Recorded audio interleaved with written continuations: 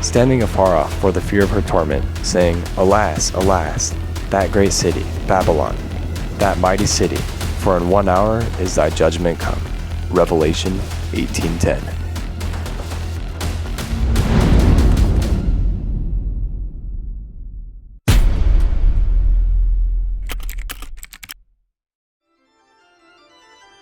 Imagine waking up one morning and realizing the world as you know it is gone. No electricity, no running water, no phone calls, nothing. Just silence. The world has just taken its biggest hit.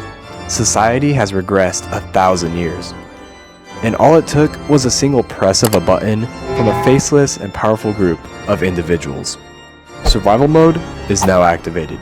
You must do all in your power to survive and to protect your loved ones in this new post-apocalyptic world. Are you up for the challenge? Well, come with me, and let's press onward on this journey across a land riddled with destruction.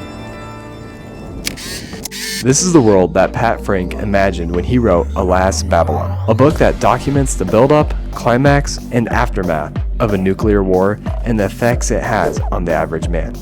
And that's what makes this book so powerful. It doesn't follow some random heroic dude who is the chosen one destined by a prophecy. No, instead, we see a struggling, ordinary man who survives with a strong will to protect and provide for those who matter the most to him. And here's the crazy part.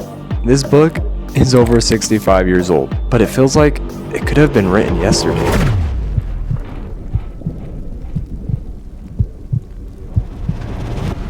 So here's the setup. The story takes place in a small town in Florida, and our protagonist here is Randy Bragg. He comes from a long line of important folks. He himself was once a prominent figure, but he's ended up fading away into a quiet and aimless life. But this is a science fiction novel. Boring usually doesn't last long. So after much pressured build-up, it happens. The fateful day arrives, and a nuclear war breaks out. Cities across America are obliterated, communication lines go down, and society collapses overnight. Immediately, Randy finds himself responsible for his family and his neighbors. And this small group of ordinary humans instantly lose the pleasures and advantages that are so easily taken for granted. Survival depends on what they can do with what they already have. And that is one of the most fascinating attributes of Alas, Babylon. It is that it doesn't glamorize the apocalypse. While there is some action, it mainly focuses on things like how do you keep food from spoiling without electricity, and what happens when people run out of medicine. But most importantly, who steps up to lead when everything falls apart? That's the core of this book. It's not just about destruction. No, it's about survival. And more importantly, it's about community. One of the main reasons Alas, Babylon stands out from other post-apocalyptic stories is because it's not just about everyone turning on each other. Instead, it shows the opposites of the coin, of a good man and evil man. Cooperation and compassion become just as important as strength or toughness. Randy himself, he isn't some lone wolf survivalist. He quickly realizes that the only way forward is to work together with the people around him. That theme, ordinary heroism, built on community, makes this book feel very human for an apocalypse story. And the supporting cast of characters definitely help reinforce the strong bond and a will to survive. One of the characters we have is Dan Gunn, Randy's best friend and the town's reckless doctor. Elizabeth McGovern is Randy's reliable girlfriend and a very important character in the book. Helen Bragg and her children are the wife and kids of Randy's brother, whose whereabouts are a big mystery throughout the book. And of course, there's a handful of other characters that are essential to the survival of the small but tightly knit community that surrounds Randy. Each person has their important attributes, but also an emotional factor as well, which Randy will need. As one of the major themes is the fragility of civilization. We take so much for granted. Water from the tap, food at the store, medicine when we're sick, and well, salt. Apparently you need that to survive. The author, Pat Frank, forces us to imagine what life would look like if all of that had vanished in a single day. And honestly, reading it today, it hits just as hard as it must have hit in 1959. But here's what really blew me away. Alas, Babylon is more than 65 years old, but it does not feel dated. There's three aspects that make it seem quite modern. First off, the characters are written in a deliberate and simple way, that no matter what, they feel modern. Number 2, the atmosphere is definitely modern despite a few things, but even those differences matter less and less as the world in this book regresses back thousands of years.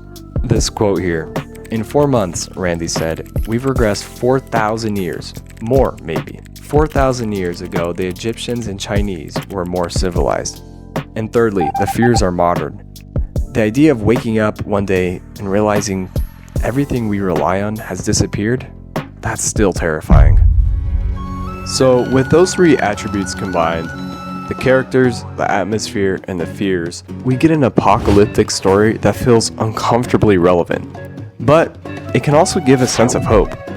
The strong will to survive is ingrained in every human spirit, and this book here really embodies that. The timelessness and core themes aided this book to spark the flame of post-apocalyptic media from there on out. You can see its fingerprints spread out on many creations depicting the end of the world.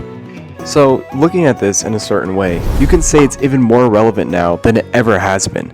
Just look back at recent years past. Alas, Babylon begins to feel less like a relic of the past, and it begins to feel more like a warning that still applies to our futures. So, in closing, was Pat Frank writing a survival manual, or a piece of Cold War propaganda, or just a good story? Well, maybe a little bit of all three. But as I've said throughout this video, what makes Alas Babylon worth reading today is how human it feels. It's not about bombs falling, it's about what comes after, when relying on community and your own wits becomes the golden key to unlocking the door that leads to survival in an uprooted world.